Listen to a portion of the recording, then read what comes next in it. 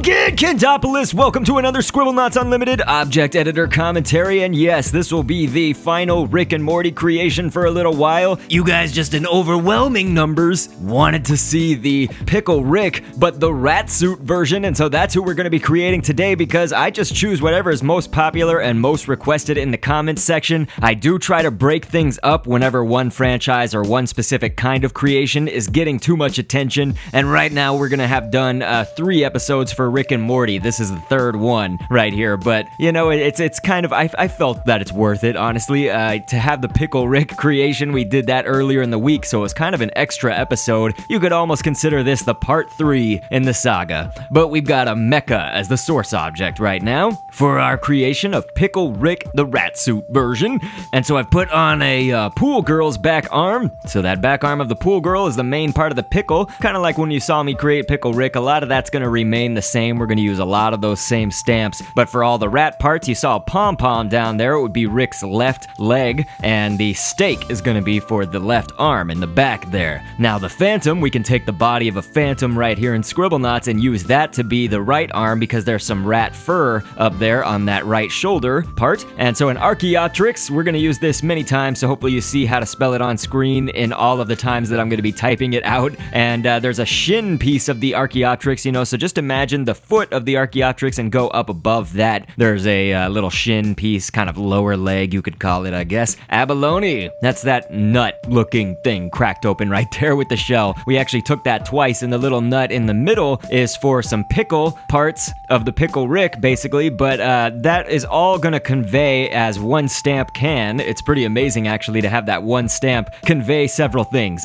Basically, it's gonna be that pelvis area, you know, like the rat bones that are around the pelvic or waist bones and stuff like that for our Pickle Rick rat suit. Tim Borelli, I just used the back arm right now. That's one of the 5th cell members, but we used a lot of other stamps in between that. Another Archaeopteryx shin was for the back arm. There's a piece of bone, basically, before the actual bone stamp, which is what we've used for Rick's forearms on both of his arms right there. So that kind of second layer of arms closer to those clown noses. We use a clown nose for the hands. Adam's apple I just put down as kind of the kneecap. Basically, there's some rat bones, and it even looks like he has kind of a kneecap right there, and so that does kind of look like a kneecap when we use that Adam's apple, but here we're using the Archaeopteryx foot now, so those little claws, talons, the feet, you know, of the Archaeopteryx right there. It is a good stamp. It will kind of get the general shape that we need. It won't have the little toes of the rat, though, and so we've got this octopus tentacle piece right now, bended right in the middle right there. That's going to be Rick's unibrow, and a lot of this, again, is going to kind of remain the same as our Pickle Rick creation. So right now, kind of doing the pickle part, it makes sense, right? This time, though, instead of a fingernail nose, I'm actually going to go with the pool girl. I actually do sort of like this a little bit better, just to have a long, skinny nose right there for Rick. Really, either one works, though. I did the fingernail earlier, and this is just a way to show you another stamp that you could use. We got wart coming up twice, and that'll be for the pupils, of course. The wart shrinks down pretty dang small, so it's a good stamp to use for that. Now, the kidney bean I can illustrate, that'll be the stamp limit. You can see that we got the little error and everything like that, so you can see, obviously, that Rick right now does not have a pickle mouth. We are going to have to do this as a whole separate object, so we'll get to that in a second, and I will talk about the whole stamp limitation thing and all of that, but we're gonna go into the properties editor where you can edit health and other things for your character, and this is kind of just where I like to read background information and fun facts about the characters that I create in this series, so we're gonna go ahead and now talk about the Pickle Rick rat suit. Of course, this is the iteration of Pickle Rick once he has decapitated a sewer rat and used an elaborate contraption that he somehow made off-screen to then use various pieces of the dead rat's body to create a working rat suit. Makes him more mobile. There's actually a certain science to all of the stuff that Pickle Rick did with the cockroach brain and the rat suit. I'm sure you can find it if you're Googling for this sort of thing, so I don't think that I should get into all of that, but I will also note, it seems that the scene where the rat body parts are actually being attached to Pickle Rick is a reference, you know, it feels kind of like the Iron Man suiting process. It's pretty fascinating to me, at least. But anyway, just as a side note, especially if you're new to this series, my videos, this game is Scribblenauts Unlimited, and it does have a stamp limit. This means that we're limited in how many components we can put on our object overall that we're creating, and in this case, the Pickle Rick rat suit version is the one we're creating, so just know that yes, there are details that we would have wanted to include otherwise, but they had to be left out in lieu of other details fitting in within that stamp space limitation, so I hope everybody understands that. Now, again, we are going to create the mouth separate separately, but I did just want to show you that Screw kind of looks like that. We did make a Screw be his projectile because there is kind of one part where he's shooting nails or screws, you know, out to defeat some rats. You could use a lot of different projectiles, though. I think he was quite a crazy pickle. Very powerful.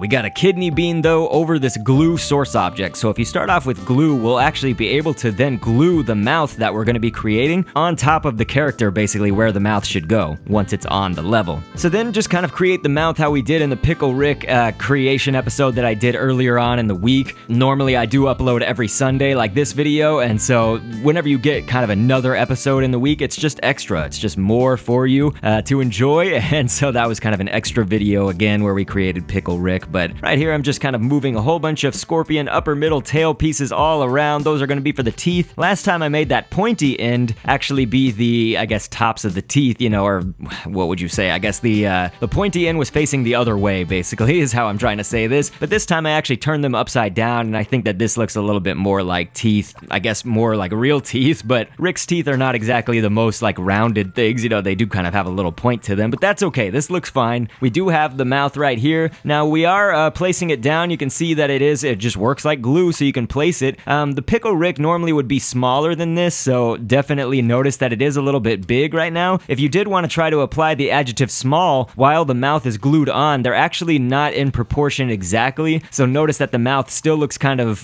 too big, you know, right now, and you could barely see the Pickle Rick, I'm sure, but that mouth basically looks too big and stuff like that, so you're not going to want to be able to rely on adjectives. You do need to actually go in and edit the object itself in the object editor and shrink it down. So for instance, Morty and Pickle Rick right now look like they're about the same size when he's in that rat suit, and that shouldn't be the case. Again, since this is really hard to see, I am probably just going to leave him this size for the videos, but kind of in post, I'm going to go ahead and shrink him down in the object editor, and that means you need to shrink the mouth down as well. And that mouth is going to get pretty well down to the lowest setting that it can be at, you know, the lowest size adjustments that you can do for it. And so we're going to place down a hostile hitman here on the level and have our Pickle Rick rat suit version go after him with a laser. So let's see what happens. I mean, I didn't make Pickle Rick super OP, but in the cartoon, in the show Rick and Morty, he does actually kind of seem a little bit OP for being a pickle that moves like that. But he's Rick, you know, he's a super genius, and so he's actually giving this hitman a run for his money, taking him down with that laser beam. I just did a laser gun. In essence, it's to be like I'm sure it's more of a laser bazooka that he has in the show, more so. But that's okay, and we've got, let's just go ahead with another hostile enemy for him to fight. So why not? We'll go with a bodyguard this time. It's all just sort of along the same themes here. And so he actually just completely rocked him. I was trying to make this a battle with the Pickle Rick rat suit, but without the laser gun. So this time he's just gonna go either hand to hand or have him shoot out the screws, stuff like that. So let's go with a strong hostile bodyguard this time, and I think now that it's stronger, I was gonna say it won't die so easily, but Pickle Rick here just being OP. Let's drop out another one then. And you know what? Same results, and it's so funny because we made actually Pickle Rick's, his source audio is, you know, a mad scientist and stuff, and so it's great. You can maybe hear him laughing in Scribblenauts Unlimited doing that.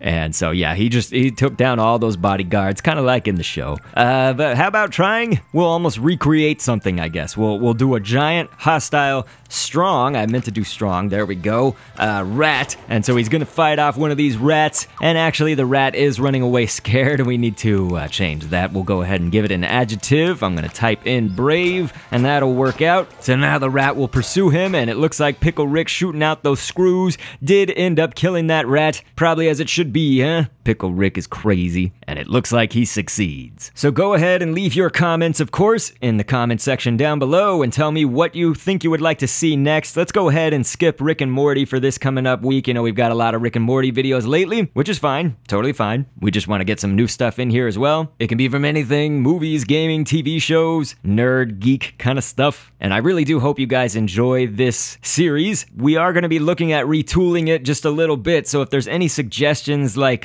should it go faster, should it go slower? I really can't imagine it going much slower than this, just because, you know, it's like my audience retention and like the watch time and stuff like that, I can see where people dip off, and the majority of viewers dip off within the first 2 or 3 minutes. So I really should take that back probably on going slower. We don't need to go any slower. But tell me if it does need to go faster, or or if there's something else you would like to see, like more fighting and animation with the characters that we create or something, just let me know. What are you thinking? Remember to be kind, constructive. Alright, you guys got it. And I will catch you guys on the next vid, and thanks for viewing. The viewer and...